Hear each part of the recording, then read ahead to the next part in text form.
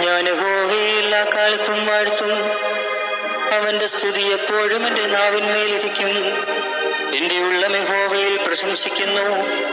എളിയവർ അത് കേട്ട് സന്തോഷിക്കും.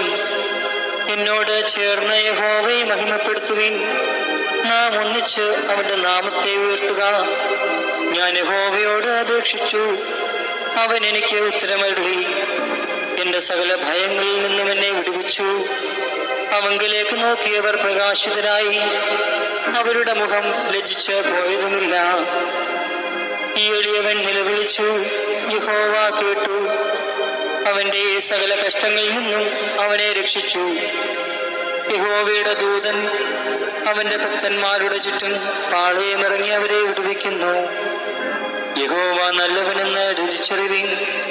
അവനെ ശരണം പ്രാപിക്കുന്ന പുരുഷൻ ഭാഗ്യവാൻ. യഹോവയുടെ വിശുദ്ധന്മാരെ, അവനെ ഭയപ്പെടുവിൻ. അവന്റെ ഭക്തന്മാർക്ക് ഒന്നിനും മുട്ടില്ലല്ലോ. ബാലസിംഹങ്ങളും ഇരവിട്ടാതെ വിശന്നിരിക്കും. യഹോവയെ അന്വേഷിക്കുന്നവർക്കോ ഒരു നന്മയ്ക്കും കുറവില്ല.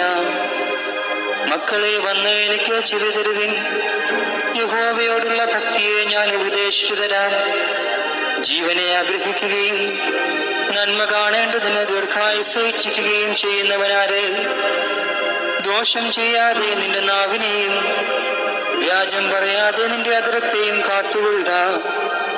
ദോഷം വിട്ടകന്ന് ഗുണം ചെയ്യുക. സമാധാനം അന്വേഷിച്ച് പിന്തുടരുക. യഹോവയുടെ കണ്ണ് നീതിമാന്മാരുടെ മേലും അവന്റെ ചെവി അവരുടെ നിലവിളിക്കും തുറന്നിരിക്കുന്നു.